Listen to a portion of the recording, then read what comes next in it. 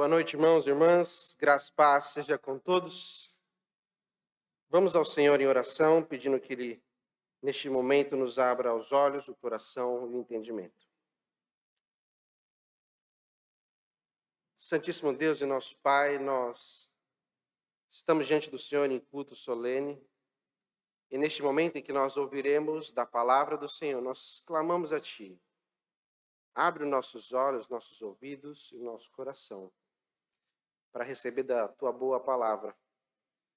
Que ela, ao ser lida, seja a verdade a ser transmitida aos nossos corações. Que o Senhor possa ser exaltado neste momento em nosso meio. É que nós oramos em Cristo Jesus. Amém. Irmãos, é comum nós termos em nossa mente e nós replicarmos a cena de um pai assentado, não à mesa, mas ao lado de seus filhos, na cama. É nesse momento em que os filhos vão para a cama que os pais normalmente contam histórias aos seus filhos. Nós fazemos isso. E às vezes essas histórias podem ser reais, elas podem ser um fato narrado, algo que aconteceu, para estimular a criança então a pegar no sono e ter um sono tranquilo. Ou podem ser também histórias fictícias, aquelas em que o pai conta naquele momento aos seus filhos para que possa estar entretido e então também pegar no sono.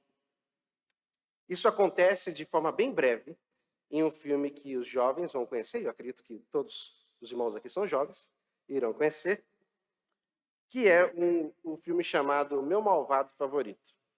No filme Meu Malvado Favorito, que é uma animação, o personagem principal, chamado Gru, ele é apresentado como um super vilão. Ele é o mais mal-humorado e ambicioso vilão cujo seu intuito, seu desejo é ser reconhecido como o maior vilão de todos e também capturar a lua. Esse é o seu desejo do seu coração. E veja só, Gru, ele era realmente um personagem mau. E tanto é que sobre o seu comando ele tem um exército de criaturas amarelas chamadas Minions. E esses Minions estão sendo cruelmente guardados num lugar específico onde o Gru comanda, onde o Gru bate neles e trata eles de maneira impiedosa. Ele é um personagem mau.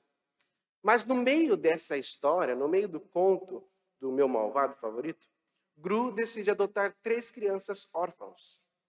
E essas crianças, no primeiro dia em sua casa, pede para ele poder contar uma história.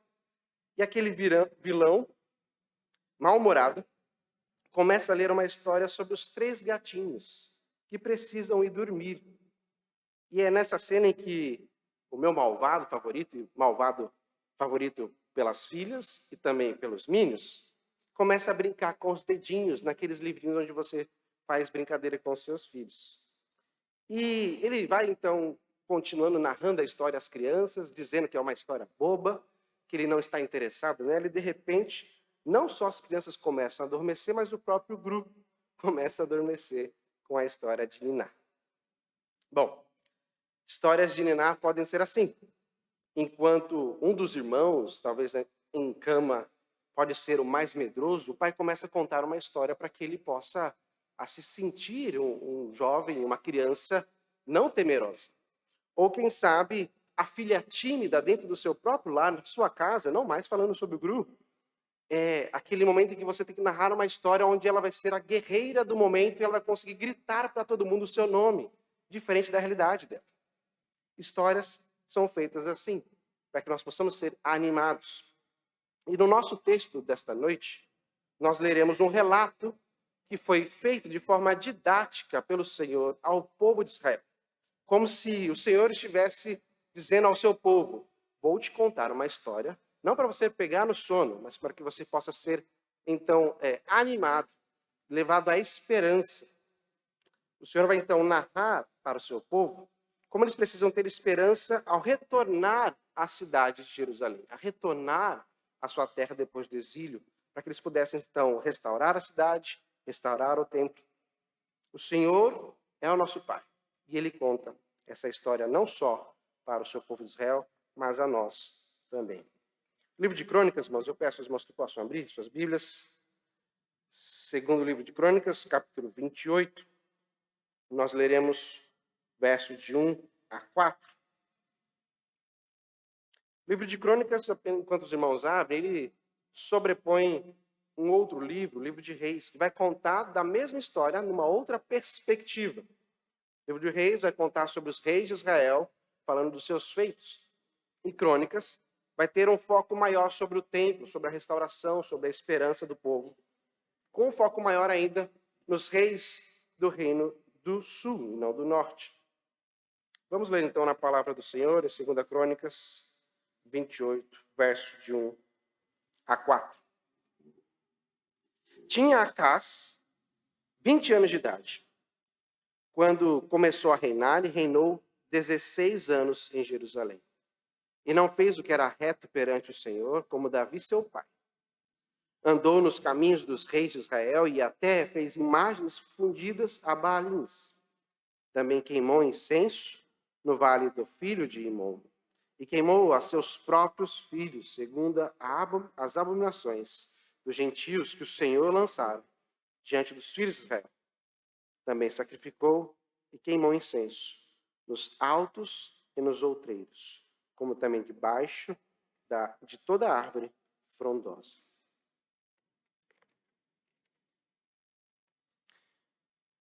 Irmãos, lembrem que esta é uma história em que o Senhor está contando ao povo de Israel para dar esperança a eles.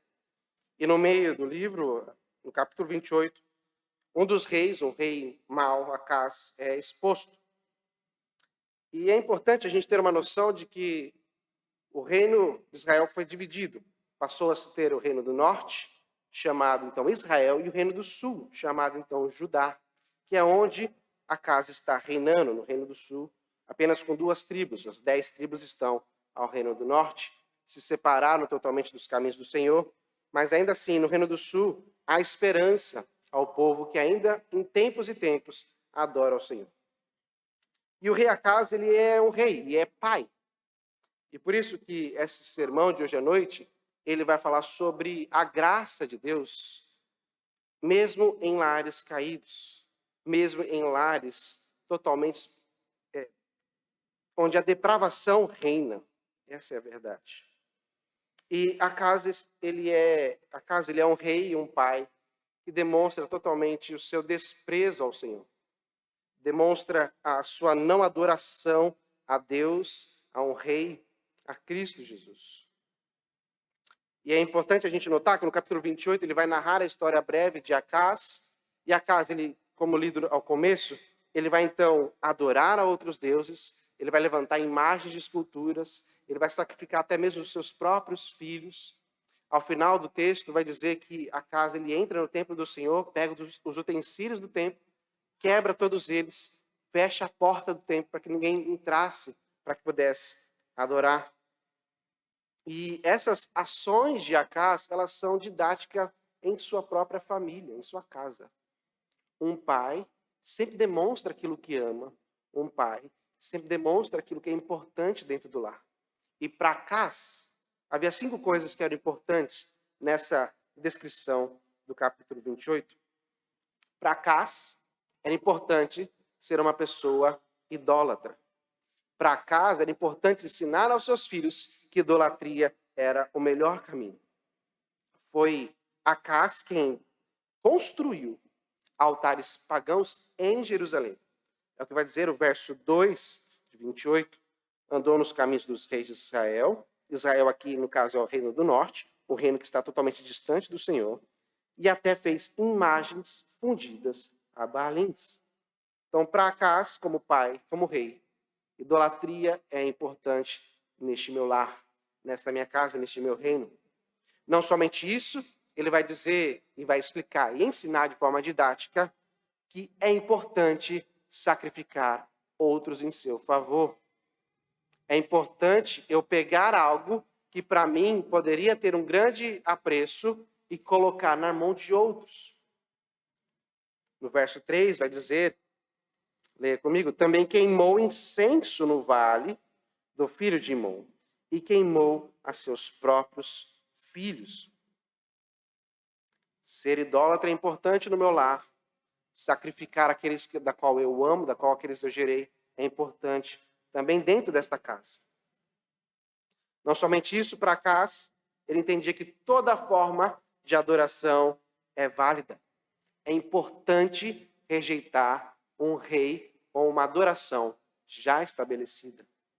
Acás, então, ele fecha as portas do templo do Senhor para que ninguém mais pudesse entrar ao templo e adorar. E ele, então, vai começar a construir imagens em toda a região, para que as pessoas pudessem ir em qualquer poste, ir em qualquer lugar específico e adorar aquilo que não deveria ser adorado. A criatura ao invés do Criador. Para mim é importante ser idólatra, sacrificar pessoas. Toda forma de adoração é válida. Além disso, Acás, no momento, todos os três anteriores são loucuras, mas a quarta também continua sendo uma loucura, ele vai pedir auxílio aos seus inimigos. Na narração do capítulo 28, Acás vai pedir socorro aos assírios, para que ele pudesse lutar contra o povo do norte, Israel. Nos versos, a partir dos versos 8, vai se narrar a história em que o povo de Israel, o povo do norte, desce até o sul, luta contra eles, mata milhares de irmãos, seus próprios irmãos, e depois os levam cativo para Samaria. Ao chegar lá em Samaria, esse povo que foi levado como prisioneiro, muitos deles estando nus, um profeta chega diante do povo e diz: vocês não devem fazer isso. Porque vocês, povo do norte, nós, povo do norte, já estamos sob a maldição do Senhor por estarmos divididos. Vão lá e libertem esse povo. E Acás recebe de volta, então, esses prisioneiros, esses seus irmãos. Vai dizer que os principais das tribos do Reino do Norte ajudam aqueles que estavam nus, os vestem. E não somente isso, mas carregam em seus cavalos e seus jumentos até a cidade onde eles foram retirados. Eles chegam em Samaria e retornam para entregar de volta ao povo do sul os seus irmãos. É interessante como o povo do norte, que não era um povo que mais adorava a Deus, já não ia ao templo do Senhor para poder glorificá-lo ou fazer sacrifícios, nesse momento recebe uma luz de arrependimento. Se arrepende daquilo que estava sendo feito e devolve os seus irmãos para a sua terra natal, para o Reino do Sul. E por conta disso, Acás vai pedir ajuda, como eu falei anteriormente, ao seu maior inimigo, aos assírios, dizendo: me ajude para que eu possa derrotar os meus irmãos do Reino do Sul. E os assírios então fazem o quê? Apertam ainda mais aquilo que eles tinham como sofrimento. Sofrem ainda mais. Acás então continua ensinando que a minha casa é importante ter idolatria, na minha casa é importante sacrificar pessoas, toda forma de adoração é válida, Deus não deve ser adorado nesta casa, e que eu devo fazer aliança com aqueles que me odeiam. Ao final do capítulo 28, no verso 25, vai dizer o seguinte: também, em cada cidade de Judá, fez altos para queimar incenso a outros deuses. Assim, provocou a ira do Senhor, Deus de seus pais. É importante para Acás, na sua casa, sacrificar pessoas, trazer aqueles que te odeiam, ser idólatra, fazer alianças com pessoas da qual não se deve e provocar a ira de Deus. Provocar a ira de Deus. Imagine agora, irmãos, voltando ao início da nossa história, imagine o povo no pós-exílio, ouvindo essa história e essa história sendo dita. Este livro, essa história, esse relato serve para te animar. Essa história, capítulo 28, é para te animar. É para te dar esperança sobre a restauração que vocês vão fazer. É meio difícil de entender a mente do Senhor, mas dessa forma que o Senhor constrói a narração de Crônicas, relatando as ações de Acás. E a pergunta que a gente pode fazer, juntamente com o povo de Israel, com o povo depois de voltar do exílio, é: que esperança há em uma casa com um pai idólatra? Que esperança há, irmãos, quando você chega em casa e você descobre que seu pai não gastou o dinheiro necessário para trazer novas vestes à sua esposa, à sua mãe, e se preocupou mais em comprar livros para si, perfume para si, ou um artigo novo para o seu carro. Que esperança ou ânimo há, irmãos, em uma casa em que o pai mata o próprio filho? Que ânimo há em você receber uma ligação, você como esposa, de que seu marido abusou de uma criança? Que esperança há em uma casa onde o pai é ateu? Que ânimo há em uma casa quando seu pai prefere estar com a pessoa que mais te odeia? O que é que a casa ensinava em sua casa? Que esperança há no lar de Acás? Se nós lemos o capítulo 29, eu peço aos irmãos que folheiem a sua Bíblia para lermos apenas o versículo 1 e 2. Nós vamos ver o que acontece após a casa de Acás.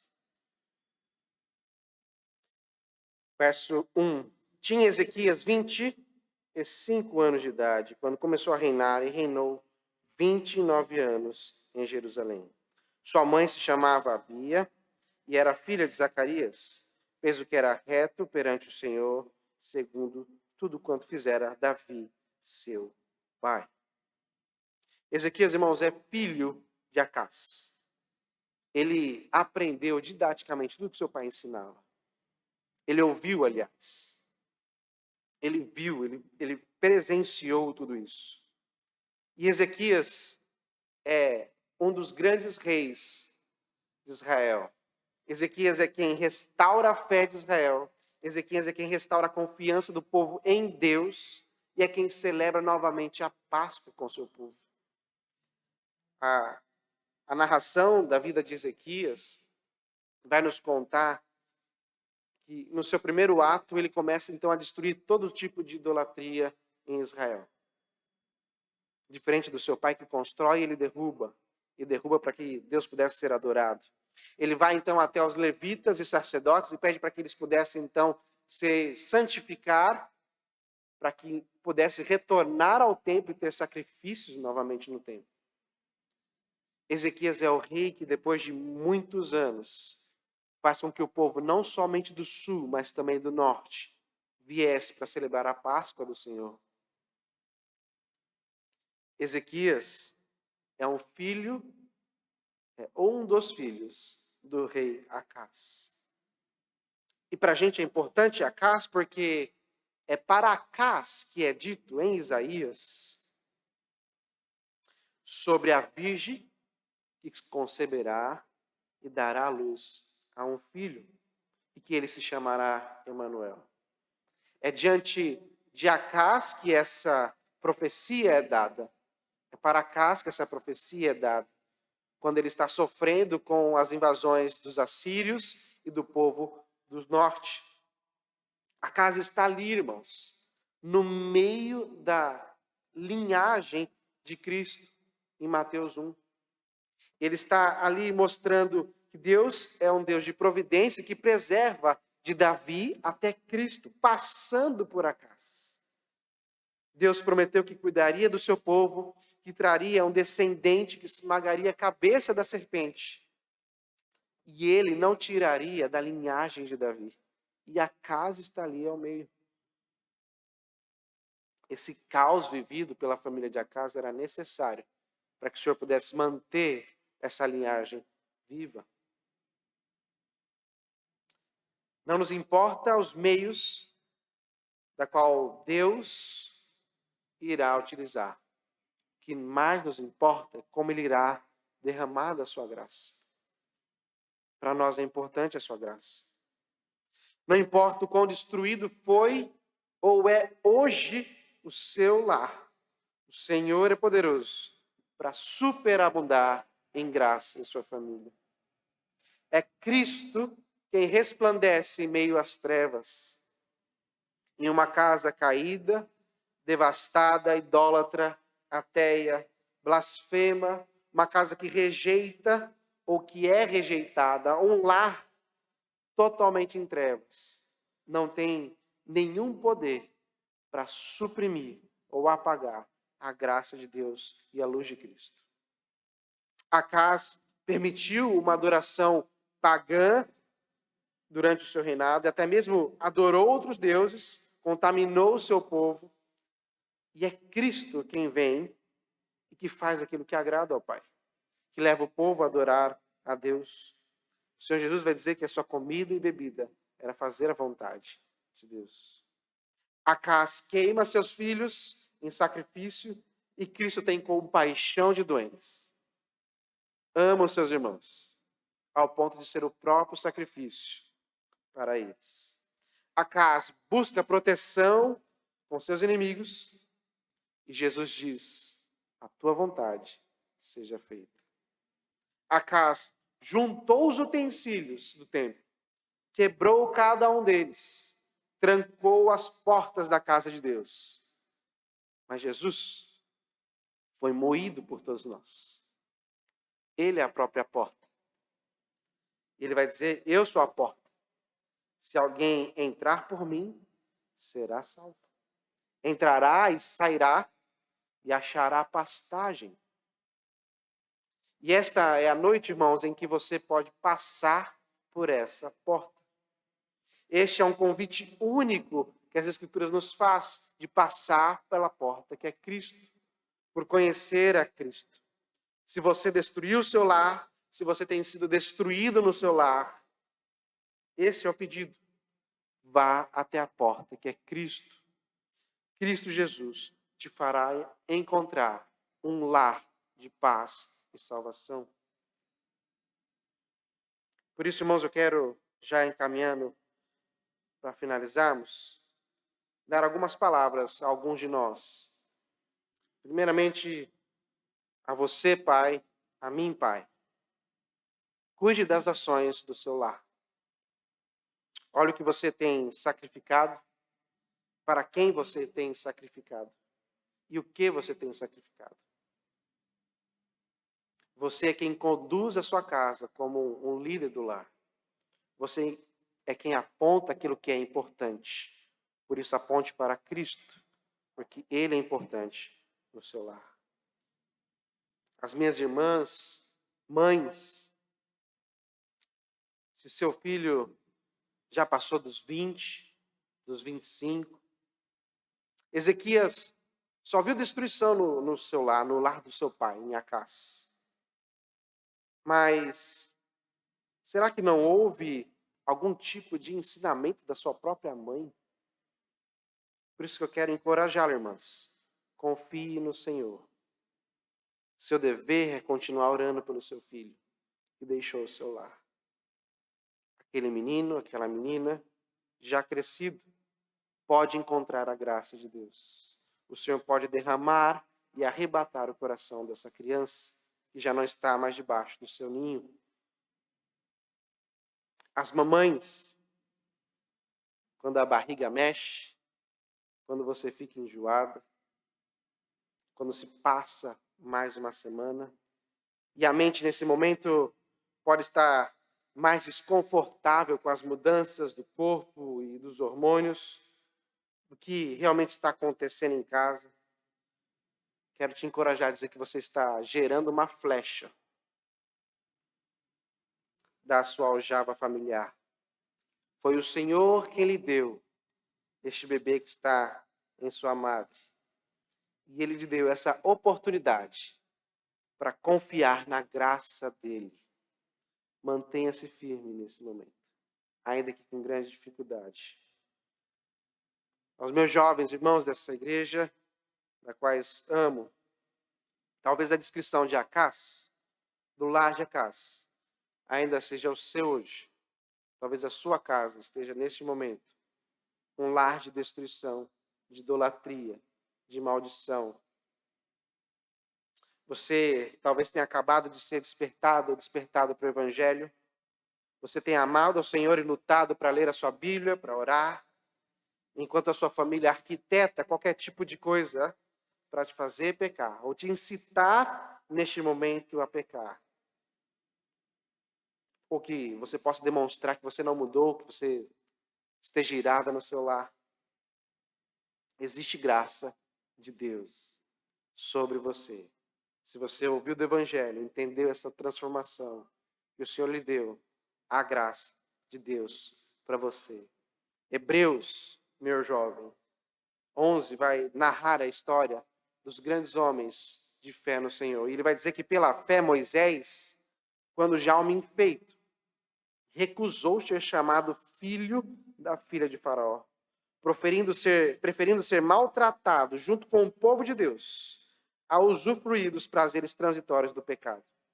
Porquanto considerou o opróbrio de Cristo por maiores riquezas do que os tesouros do Egito, porque contemplava o galardão. Meu jovem, minha jovem, contemple o galardão em Cristo Jesus. Meu irmão, minha irmã, talvez você tenha vivido em um lar cristão ou um lar abastardo em grandes riquezas. O texto que nós lemos com o irmão Jonathan ao começo, ele é muito importante para nós, para dizermos o nosso lugar, o seu lugar e o meu lugar, como quem viveu diante de um lar cristão, um lar bom, ou um lar abastado, com grandes riquezas. 1 Pedro 19, 21 vai dizer: não foi mediante as coisas corruptíveis, como prata e ouro, que fostes resgatados da sua maneira fútil de viver, da qual seus pais te legaram. Seus pais te fizeram viver dessa forma. Seus pais te deram todas essas coisas. Seja em dinheiro, seja uma vida tranquila. Mas foi pelo precioso sangue como de um cordeiro, sem defeito e sem mácula, o sangue de Cristo, conhecido, com efeito, antes da fundação do mundo, porém manifestado no fim dos tempos, por amor de vós, que por meio deles tendes fé em Deus, o qual ressuscitou dentre os mortos e lhe deu glória, de sorte que a vossa fé e esperança estejam no Senhor. Não é porque você foi criado em um lar cristão que você continua aqui hoje. É pelos méritos exclusivos de Cristo Jesus que você permanece aqui em graça. Por isso, meus irmãos, minha amada igreja, da qual me sinto parte e tanto amo, que você tem ensinado em sua casa? Essa é a pergunta que nós deveríamos fazer a nós mesmos, ou como nós somos ensinados em nosso lar? Nesse relato de Crônicas 28 a 29, o Senhor nos mostra que ainda que em lares caídos, e totalmente devassidão, em coisas contrárias ao Senhor, ainda assim nós podemos confiar que a graça do Senhor superabunda em todo o pecado em nosso lar. Que nós possamos continuar a confiar no Senhor em Cristo Jesus. Feche seus olhos, vamos orar.